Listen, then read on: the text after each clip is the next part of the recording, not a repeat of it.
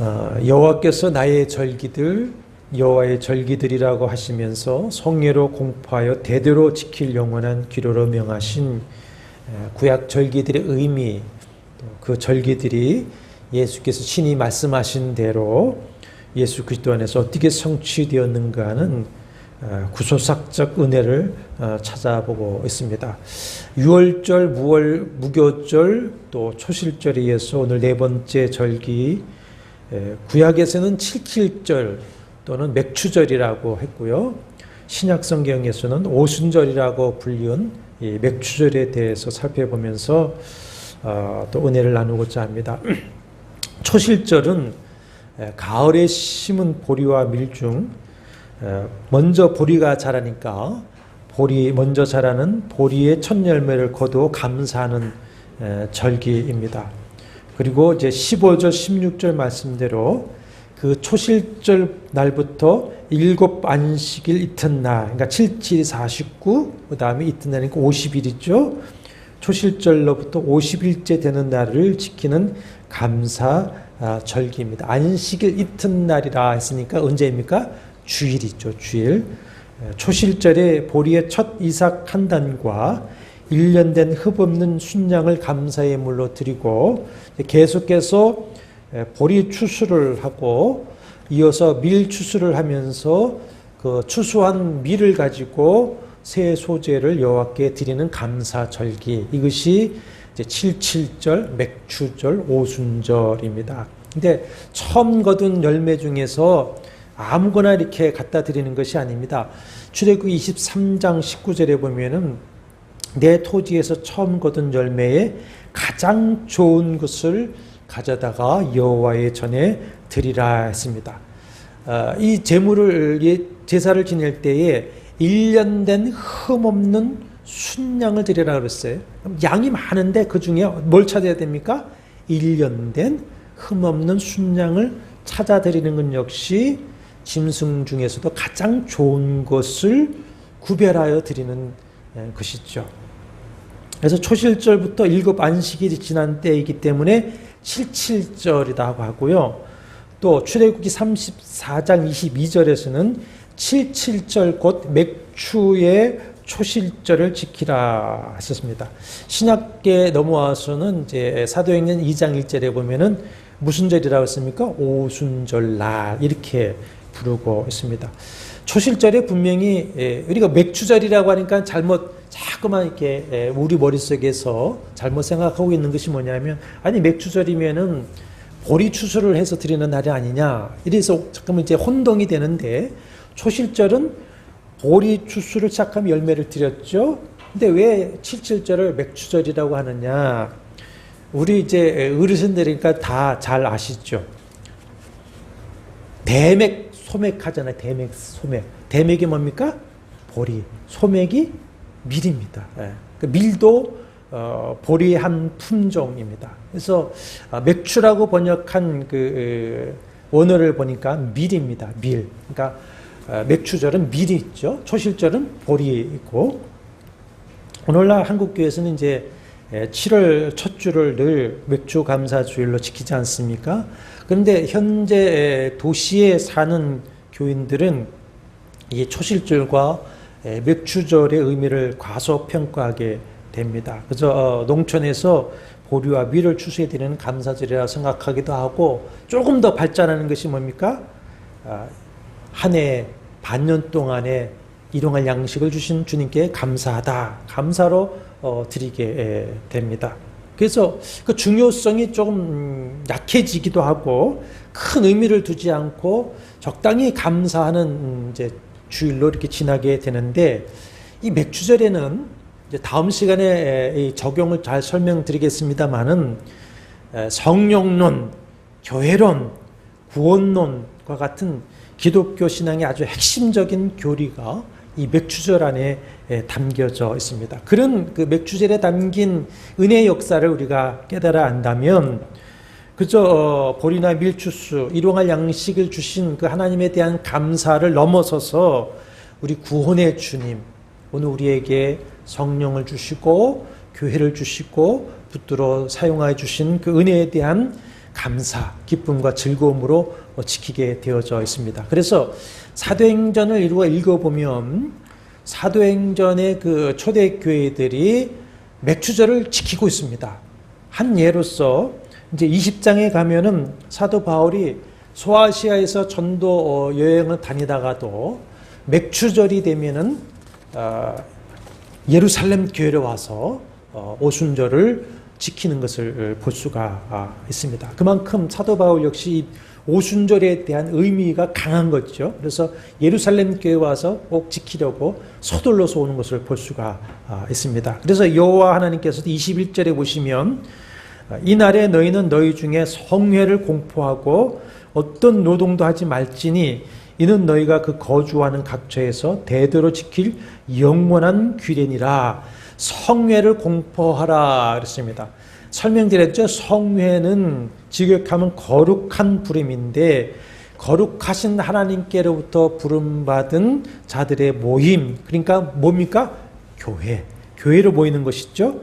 근데 성회를 공포하라 그랬어요. 공포하라라고 하는 말은 복수인데 그 원어의 의미는 부르짖어라라는 겁니다. 너희는 부르짖어라. 뭘 부르짖어 외치라는 겁니까? 오늘은 성회다 이렇게 부르짖으라라고 하는 것입니다. 그 성회라는 것도 하나님이 부르시는 것인데 그 성회라는 말에도 외치다라는 말을 사용하고 있습니다. 그러니까 하나님께서도 큰 소리로 자기 백성을 성회로 부르신 것이죠. 민수기 10장에 보면은 하나님께서 모세에게 은나팔 2개를 만들어서 회중을 소집할 때, 또 행진할 때, 멈출 때, 전쟁하러 나갈 때, 제사 지낼 때 제사장들로 하여금 크게 나팔을 불어라 이렇게 말씀을 하십니다. 그러니까 하나님께서 우리를 죄와 세상에서 구원하실 때에 십자가와 성령으로 우리를 불러내어 믿게 하셨죠. 그리고 오늘 여호와의 절기인 주일에도 우리의 심령에 성령께서 큰 소리로 불러서 우리를 이곳으로 인도하신 줄로 믿습니다. 근데 성회를 모일 때에 제사장만이 은나팔로 크게 불러 모으는 것이 아닙니다. 공포하라. 너희는 공포하라. 복수 명령입니다. 하나님의 성회는 모이라고 제사장들이 백성들에게 은나팔을 불러 성회를 알리면 백성들이 그 듣기만 하는 것이 아니라 서로가 서로에게 뭐 하라는 겁니까? 오늘 성회는 모여야 된다라고 크게 외쳐라. 그래서 성회로 같이 모여라 라고 하는 말씀입니다. 그러니까 이 말씀에서 오늘날 그리스도인들이 예배로 교회에 모여야 하는 책임이 단지 목회자에게만 있는 것은 아니다라고 하는 것입니다. 누구에게 있습니까? 우리 모두에게 있는 것입니다. 우리가 서로에게 성회로 모이라 외쳐서 함께 모여야 합니다. 서로가 권면하고 신방해서 성회로 모이게 하고, 목사님 아무개가 왜 안 났습니까? 묻지 마시고 먼저 신방해서 왜 이분이 이렇게 안 나왔으니 우리 함께 기도하고 신방하십시다. 이렇게 하도록 하는 것이 성경적이고, 또 우리 교단 헌법도 직분자들의 그 의무에서 이런 사항을 기록하고 있습니다. 이렇게 여호와의 절기에는 어떤 노동도 하지 말고 성회로 모여야 한다. 그러면 성회로 모여서 하는 것이 뭐죠? 뭐라는 겁니까? 예배입니다. 예배. 예. 지난주일 초실절 감사절기에도 설명을 했습니다. 이스라엘 백성들이 가나안 땅에 들어와서 살 때에 목숨처럼 지켜야 하는 것이 있습니다. 그것이 뭐냐? 여호와의 절기들의 성회로 모여서 하나님이 일일이 계시하신 그 말씀대로 영원한 규례대로 예배하는 것이었습니다. 왜 그러냐? 하나님의 백성됨의 정체성을 지키면서 하나님과의 관계를 유지하기 위한 것이죠. 광야에서 목축생활만 근근히 하던 그들이 가나안 땅에 들어와서 밀과 보리, 과일들을 재배할 때에 가나안 사람들에게 배울 수밖에 없었고요. 그러다 보니까 가나안 사람들이 비와 풍요의 신으로 섬기는 바알과 아세라를 함께 섬기게 되어져 있습니다. 그러다 보면은 하나님과의 관계는 또 깨어지게 되는 것이고, 애굽에서 구원해 주시고 땅을 주시고 은혜로 비와 열매를 주시는 그 하나님의 은혜를 잊고 살게 된다는 것입니다. 그렇기 때문에 목숨을 걸고 예배하라. 명령입니다. 명령. 그렇게 해야만 한다. 명령하신 것입니다.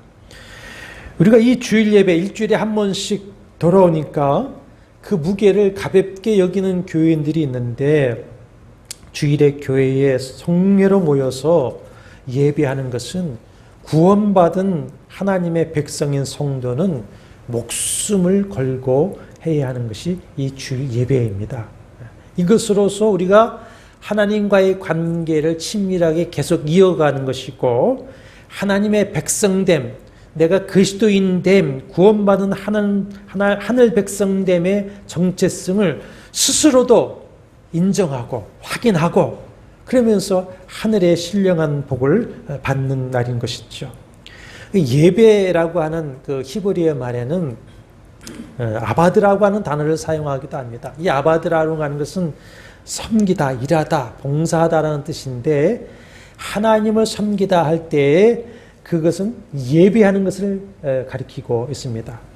출애굽 3장 12절에 호렙산에서 모세를 불러 백성을 애굽에서 인도하여 내라 말씀하실 때 이렇게 말씀하시죠. 하나님이 이르시되 내가 반드시 너와 함께 있으리라. 네가 그 백성을 애굽에서 인도하여 낸 후에 너희가 이 산에서 하나님을 섬기리라. 하나님을 섬기리라 했었어요. 근데 바로에 가서 뭐라고 말하라고 합니까? 내 백성을 내보내라. 그러면 그들이 광야에서 내 앞에 뭘 지킬 것이다? 절기를 지킬 것이다. 그러므로 성례로 모여서 하나님을 섬기는 것, 아바드가 뭡니까? 예배입니다. 예배. 그러니까 다시 말씀하지만 하나님께서 이스라엘을 애굽에서 구원해 내신 이유가 무엇이었죠? 여호와의 절기를 지키게 하기 위함이다. 여호와의 절기를 지키면서 하나님께 무엇을 하는 겁니까? 예배죠. 예배. 예배가 하나님의 백성됨의 첫 번째 정체성을 확인하는 것이고 하나님을 섬기는 첫 번째 행위가 예배라고 하는 것이죠. 그렇기 때문에 우리는 어떻게 되느냐? 여러분, 초대교회 성도들이 이 주일에 교회로 모여서 예배 행위만 하지 않고 있다고 한다면 자신들의 정체가 탄로나지 않게 될 것이고 그러면 붙잡혀서 고난받고 죽지 않을 수가 있었을 것입니다. 그럼에도 불구하고 그 고난과 죽음을 각오하면서 뭐합니까? 주일이면 교회로 모여서 예배했습니다. 우리는 그 신앙을 본받고 이어갈 수 있어야 됩니다. 그래야만이 이 마지막 시대에 우리의 믿음을 도전하는 이 마지막 시대에 우리의 이 믿음과 생명의 신앙을 지킬 수가 있을 것입니다. 그러면 주님께서는 당시 이제 그 맥주절에 어떻게 지키라고 하셨는가? 보시면 대대로 지킬 영원한 규례로 정하시면서 계시해 주신 그 말씀대로 예배하라. 이렇게 말씀을 하고 있습니다. 그렇게 예배할 때에 여호와 앞에 기쁘게 받으심이 되고 여호와께 향기로운 냄새가 된다. 이렇게 말씀을 하고 있어요. 요한복음 4장 23절 24절에서 하나님은 영이시니 예배하는 자가 영과 진리로 예배할지니라. 하나님께서는 자기의 이렇게 예배하는 자를 찾으신다는 겁니까? 영과 진리를 받으신다는 것이죠. 여기서 영은 잠깐만 이제 성령으로 해석을 하려고 하는데 성령보다는 이 영은 우리 사람의 중심입니다. 중심. 이것을 말씀하실 때에 사마리아 여인이 내가 이 산에서 사마리아 산에서 예배하리까 유대인의 산에서 예루살렘에서 예배해야 됩니까? 그걸 물었잖아요. 그러니까 그에게 대한 대답으로서 너희들이 장소의 형식에 매여서 예배를 하는데 그것이 아니다. 너희들의 영혼 중심을 보시는 그 하나님 앞에서 전인격적으로 예배해야 된다. 그것이 영으로 예배하는 것이고 그 다음에 뭡니까? 진리로 예배하라. 진리는 뭡니까? 말씀이죠. 하나님이 계시하신 방법으로, 예배의 방법으로 하라. 물론 궁극적인 진리는 예수 그리스도죠. 예수 그리스도 이름으로 예배해야 돼 있는데, 그것은 자의적인 예배가 아니라 내가 이렇게 예배하고 싶다가 아니라 하나님의 계시의 말씀을 따라 예배해야 된다는 것입니다. 그러므로 여호와의 절기의 성례로 예배할 때는 여호와 하나님께서 말씀하신 대로 대대로 지킬 영원한 규례대로 예배해야 한다는 것입니다. 그런 예배가 누구 안에서 완성이 되었습니까? 예수 그리스도 안에서 완성이 되었고, 거기서 축복의 복음을 우리가 발견할 수가 있습니다. 그 발견하는 기쁨을 이제 이번 시간, 다음 시간 때 계속 우리가 찾아보려고 하는 것이죠. 근데 이번에 이 초실절과 달리 맥추절에서는 소제, 번제, 속제제, 화목제, 전제 등 모든 제사를 다 드리도록 했습니다. 오늘 이 구약 절기 때 제사 내용을, 의미를 살펴보고 이것이 예수 그리스도 안에서 어떻게 성취되었는가 하는 것은 이제 다음 시간에 한번 살펴보겠습니다. 먼저 소제를 드리라 했습니다. 16절, 17절 말씀 보시면 새 소제를 여호와께 드리되 했습니다. 초실절에는 보리의 첫 이삭 한 단과 그 고운 가루 10분의 2 에바로 만든 소제를 화제로 드렸죠. 근데 맥추절에서는 이제 밀의 첫 열매로 만든 새 소제를 드리되 고운 가루 10분의 2 에바에 누룩을 넣어 구워 만든 떡 2개를 요제로 드리라. 초실절에는 하나를 드렸는데 맥추절에는 2개를 드리라. 떡만 2배가 된 것이 아닙니다.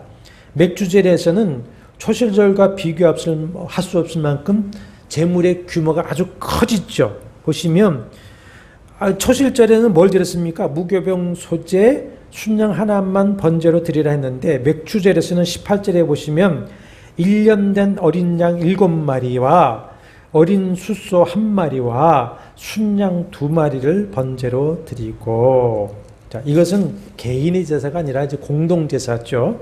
19절에 보면은 순염소 하나를 속제제로 1년 된 어린 순양 2마리를 화목제물로 드리라 하시고, 또 20절에는 첫 이삭의 떡과 함께 2마리 어린 양을 요제로 드린 후에 그 성물을 제사장에로 돌리라. 제사장 몫으로 식량으로 주라. 이렇게 말씀을 하십니다. 이렇게 초실절과는 비교할 수 없는 풍성한 제사를 드리는 이유가 뭐겠습니까?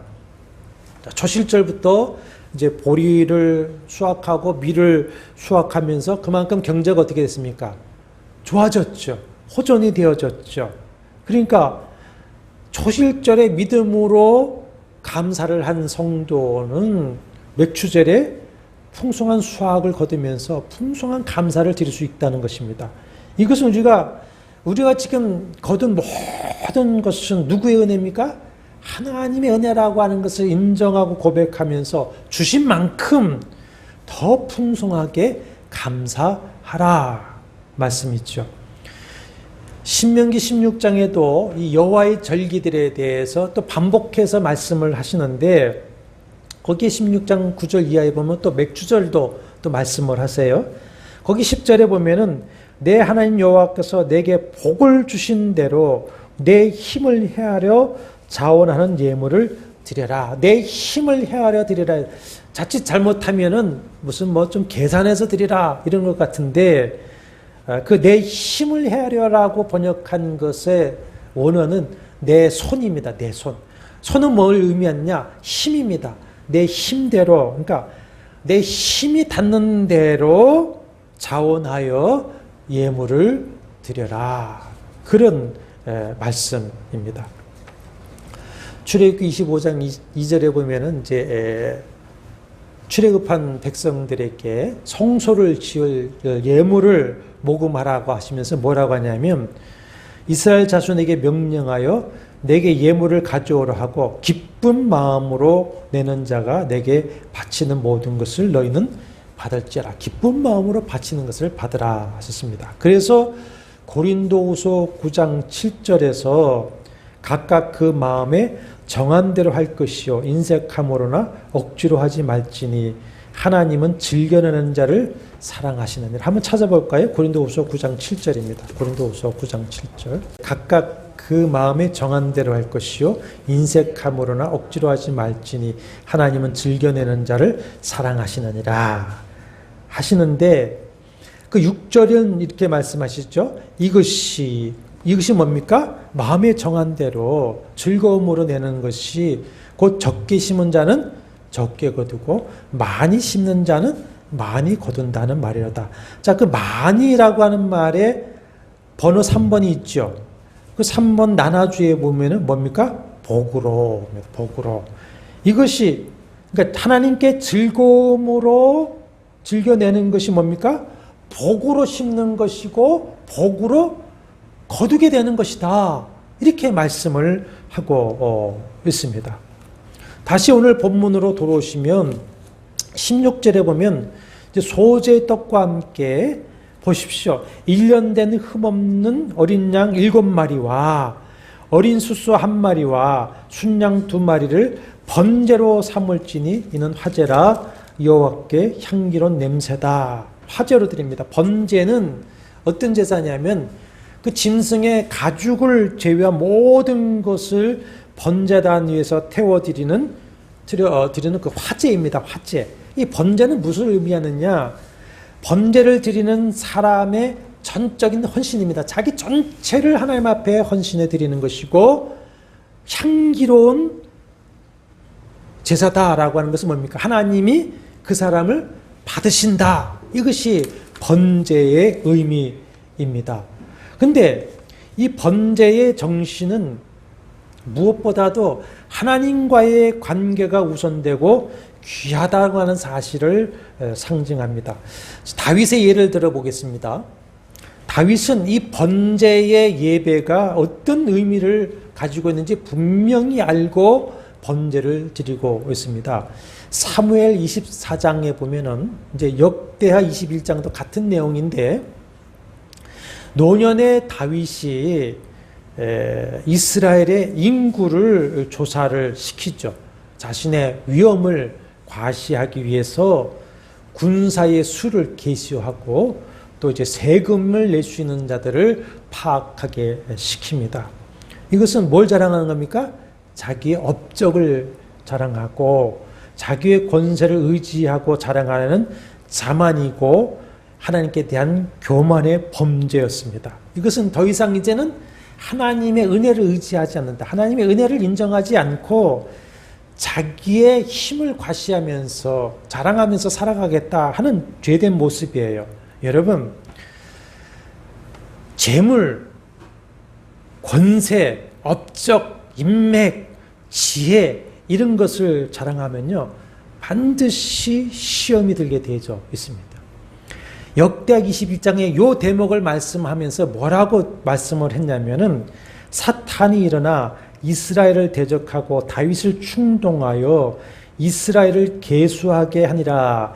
다윗이 그렇게 한 것은 무엇의 시험을 받은 겁니까? 사탄의 시험을 받은 겁니다. 사탄의 시험. 여러분, 권세나 재물이나 무슨 인맥이나 업적 등을 자랑하는 것은 사탄의 유혹에 넘어가는 것이고요. 그런 것을 가지고 주의 일을 하겠다고 하면은 그 열매는 반드시 시험의 열매로 맺게 되어 있는 것을 볼 수가 있습니다. 상처를 낳습니다. 그때에 충신 요압 장군이 하나님이 당신에게 100배나 복을 더 주실 것인데 이러지 마십시오. 만류를 하니까 왕이 듣지 않고 재촉을 합니다. 그래서 요압이 이제 전쟁에 나갈 수 있는 용사의 수를 다 계수하니까 130만 명이라고 했어요. 130만 명. 여러분, 고대에 칼을 가지고 전쟁에 나가 싸울 수 있는 군사의 수가 130만 명이라면 그 얼마나 강하고 번창한 나라입니까? 나는 이런 나라를 세웠어. 이런 것입니다. 그런데 하나님이 그 일을 어떻게 보십니까? 악하게 보시고 이스라엘을 치십니다. 다윗이 그제서야 깨닫고 내가 하나님 앞에 큰 죄를 지었습니다. 이제 회개하려고 하는데 그러나 하나님께서는 선지자 갓을 통해서 심판을 선포하시고 전염병으로 7만 명이 죽게 되죠. 다윗이 굵은 베옷을 입고 회개하면서 하나님 앞에 속죄의 제사를 드리려고 합니다. 그때 선지자 갓이 와서 하는 말이 여부수에 가서 아라우나라고 하는 사람의 타작마당을 거기다가 제단을 쌓고 하나님 앞에 제사를 지내라 이렇게 지시를 합니다. 그래서 다윗이 아라우나라고 하는 사람에게 가서 내가 네 여기 타작마당에다가 제단을 쌓고 하나님 앞에 번제를 드리겠다 하니까는 아라우나가 땅도 그냥 사용하시고 번제에 드릴 소도 사용하시고 나무 땔감이 부족하면 내 농사 짓는 거 소매했던 거 다 드릴 테니까 하십시오 이렇게 말합니다. 그런데 다윗이 이렇게 합니다. 그렇지 않다. 내가 값을 주고 내게서 살이라. 값 없이는 내 하나님 여호와께 번제를 드리지 아니하리라 하고 은 50세겔 그 당시는 금보다 은이 더 값이 나갈 때죠. 은 50세겔로 타작마당과 소를 사고 그곳에서 여호와를 위하여 제단을 쌓고 번제와 화목제를 드렸더니 여호와께서 그 번제를 받으시고 재앙을 그쳤더라. 이렇게 말씀을 하고 있습니다. 자, 하나님이 기뻐하시는 예배, 봉헌되는 예배는 예배자가 어떤 것입니까? 무겁게 여겨지는 헌신이 들어가는 예배여야 됩니다. 부담이 있는 예배여야 됩니다. 아무 부담 없이 예배하세요. 부담 갖지 마세요. 값 없이 와서 그건 어린 나이의 신앙 때입니다. 신앙이 더해질수록 하나님 앞에 나갈 때 어떻습니까? 무거운 부담감을 가지고 예배하는 겁니다. 그러니까 주님이 절기 때마다 너는 빈손으로 오지 말라 이거예요. 빈손으로 오지 말라.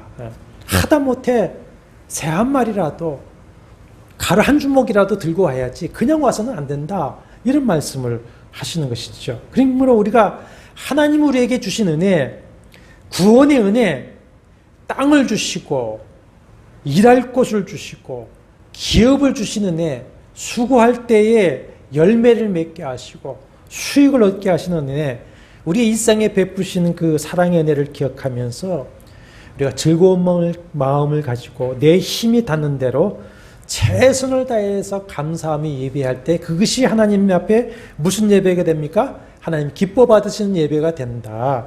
하나님께 향기로운 냄새가 나는 예배가 된다. 그렇습니다. 그전 개역 성경에는 뭐라고 번역했습니까? 연락하셨다. 흠양하셨다. 이렇게 번역을 했었습니다. 이것이 바로 고린도후서 9장 6절 그 나냐주의 번역대로 복으로 심어서 어떻게 합니까? 복으로 거두게 되는 것이다 라고 말씀을 하시는 것이죠. 그런데 자, 고운 가루로 떡을 만들어 소제를 드릴 때에 무교절과 초실절 또 매일의 그 하나님 앞에 드리는 소제에서도 누룩이나 꿀을 넣지 않았습니다. 왜 그렇습니까? 누룩은 뭘 상징하죠? 죄와 부정을 부정적으로 상징하는 것으로 여기기 때문에 일반적인 제사, 늘 하나님께 드리는 소제에는 누룩과 꿀을 넣지 않고 뭘만 넣었습니까? 소금만, 언약의 소금이라 소금만 넣도록 하셨습니다. 이것은 이제 그 어린 양의 피로 구속받고 애굽에서 구원받은 하나님의 백성, 선민으로서 이때 어떤 삶을 살아라는 것입니까? 거룩한 삶을 살아라. 애굽의 모든 누룩은 어떻게 합니까? 제거하라 그랬어요. 너희가 집안에 있는 모든 누룩을 다 제거해버리고 무교복만 가지고 떠나라 그렇게 했었어요. 애굽의 모든 누룩을 제거해야 되는 겁니다. 그리고 어떻게 살아납니까? 내가 거룩하니 너희도 거룩하라 하신 말씀대로 요 앞에 이제는 백성답게 거룩하게 살아라 그런 말씀이었어요. 그런데 이제 맥주젤에서는 또 반대죠. 특별히 누룩을 넣은 유교병을 드리도록 하셨습니다. 무슨 의미일까요? 이 오순절의 누룩의 역사는요, 이제 신약성경의 오순절, 신약성경 오순절 하면 뭡니까? 성령 강림. 그것에서 확연하게 이제 그 의미가 드러납니다. 지금은 오늘은 이제 구약 맥주절 절기의 그 뜻만 찾아보겠습니다. 자, 맥주절에는 유교병을 드리라는 것이 무엇을 의미하느냐 두 가지로 정리할 수 있는데,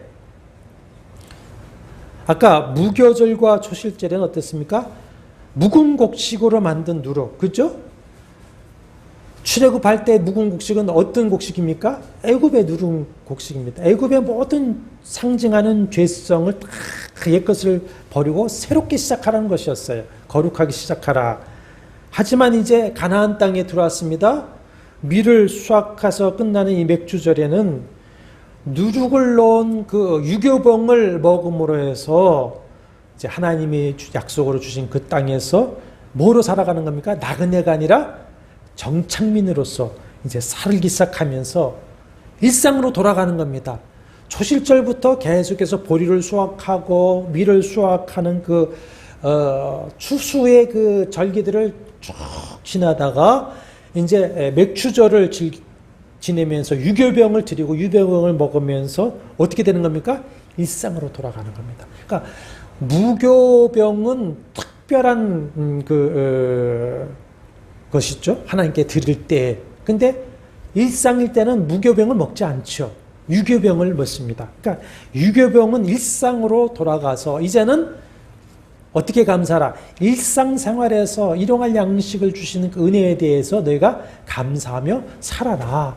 그래서 맥주절, 추수절기가 끝나는 맥주절에는 뭘 먹는 겁니까? 유교병을 먹는 겁니다. 그래서 유교병을 먹는 겁니다.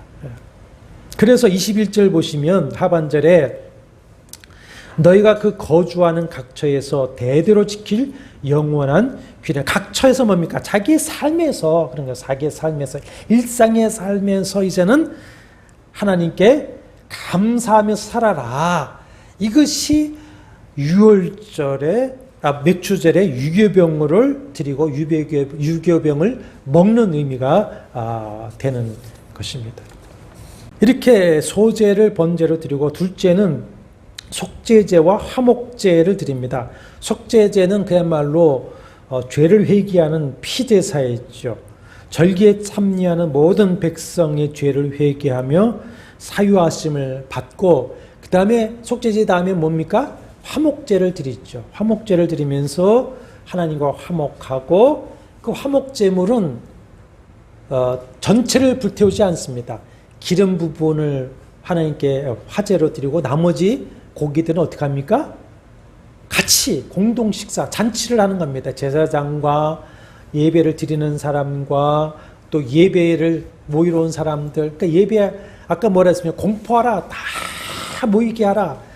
같이 모여서 식탁 공동체를 하면서 뭐합니까? 사람과 사람 사이에도 화목을 이루어 가는 것입니다. 그러니까 이 속죄제, 화목제는 뭡니까? 관계입니다. 관계. 첫째는 하나님과의 관계, 나가서 사람과의 관계의 화목을 도모하는 것이죠. 이 화목제에는 모든 사람이 참여할 수 있습니다. 가족들, 일꾼들, 종들, 심지어 이방인들도 참여할 수가 있습니다. 그것이 이제 에베소서 2장에 가면은 예수 그리스도의 속죄의 피와 성령으로 유대인과 이방인이 하나 되었다라고 하는 복음으로 해석이 되어지는데, 사도행전 교회에서 이것을 이제 실행하는 것을 볼 수가 있죠. 이거 다음 시간에 보겠습니다. 세 번째는 전제입니다. 전제. 전제는 뭐냐? 화제로 드리는 그 짐승의 제물과 소제의 제물 위에 포도주를 부어서 그 연기와 향으로 여호와께 향기로운 냄새의 제사를 완성하는 겁니다. 그러니까 모든 번제는 전제를 붓게 되었죠. 전제로서 제사를 완성하는데, 이 전제는요, 뭘 의미하느냐? 헌신과 희생, 죽음을 의미합니다. 사도 바울이 우리가 잘 아는 말씀이죠. 디모데후서 4장 6절에 내가 전제와 같이 벌써 부어지고 나의 떠날 기약이 가까웠도다 했는데, 이 세 번역 성경에는 이렇게 번역을 했습니다. 나는 이미 부어드리는 제물로, 전제죠. 전제로 피를 흘릴 때가 되었고 세상을 떠날 때가 되었다 했습니다. 내 피를 부어 드리는 것이다. 이렇게 얘기했어요. 그건 빌립보서 2장 17절에도 그렇게 나와 있습니다. 전제를 드릴지라도 했는데 세 번역에서는 내 피를 붓는 일이 있어도, 그러니까 사도 바울은 전제를 뭐로 의미합니까? 자기의 피, 생명의 헌신을 의미하고 있습니다. 이렇게 하나님의 백성인 성도는 성회로 모여서 예배할 때에 무엇을 제물 삼아야 됩니까? 자신을 하나님의 제단의 제물과 전제로 드리는 예배가 되어야 되고, 그리고는 이제 로마서 12장 1절의 말씀대로 삶의 현장에 나가서는 어떻게 하는 겁니까? 내 자기 몸이란 건 뭡니까? 내 자신과 삶을 하나님이 기뻐하시는 거룩한 산제소로 드리는 영적 예배를 드려라, 이렇게 말씀을 하고 있어요. 그러니까 성도들은 하나님의 어린 양 예수 그리스도의 그 구속의 십자가의 은혜 위에 뭘 부어야 되는 겁니까? 나를 전제로 부어드리는 그런 사명의 삶을 살아야 하는 것이죠. 어제 말씀을 준비하면서 생각하고, 요즘 제가 굉장히 아픈 마음을 가지고 많이 기도를 하는데, 오늘 여기에 함께 예배하시는 사랑하는 여러분은 진실로 이제까지 하나님 나라 복음과 주님의 몸된 교회를 위해서 소재를 되어드리고 스스로가 제물이 되어드리고 여러분 자신이 전제가 이때까지 되어 주셨습니다. 주님이 요한계시록 2장 18절 이하의 두아디라 교회와 성도들에게 뭐라고 하시느냐? 그 눈이 불꽃 같은 하나님의 아들이 내가 내 사업과 사랑과 믿음과 섬김과 인내를 안다 하시면서 뭐라고 하시느냐? 모든 교회가 나는 사람의 뜻과 마음을 살피는 자인 줄 알리라. 내가 너희 각 사람의 행위대로 갚아주리라. 이렇게 말씀을 하십니다. 제가 그냥 어떤 그 짧은 글들을 읽다가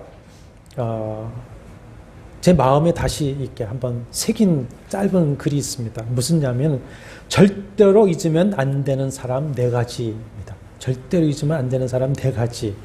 들어보시겠어요? 하나는 힘들 때 곁을 지켜준 사람. 두 번째, 힘들 때 나를 버린 사람.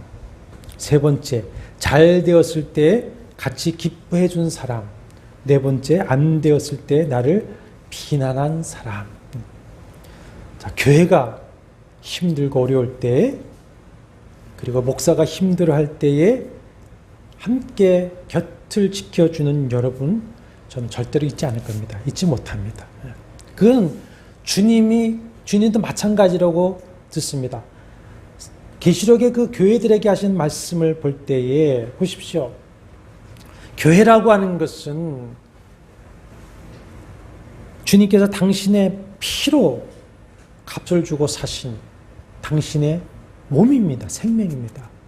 당신의 그 몸 생명이 힘들고 어렵고 아플 때에 그 자리를 지키고 주님과 함께 아파하고 같이 십자가를 지는 성도들을 주님이 잊으시겠습니까?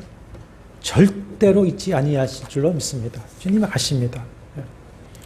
주님은 여러분이 이제까지 여호와의 절기와 삶에서 산제물이 되어서 소재로 제물로 전제로 헌신한 것을 아시고, 그것은 하나님이 기뻐 받으시는 예배가 되고 향기로운 제물이 된 것으로 여러분 믿으시기를 바랍니다.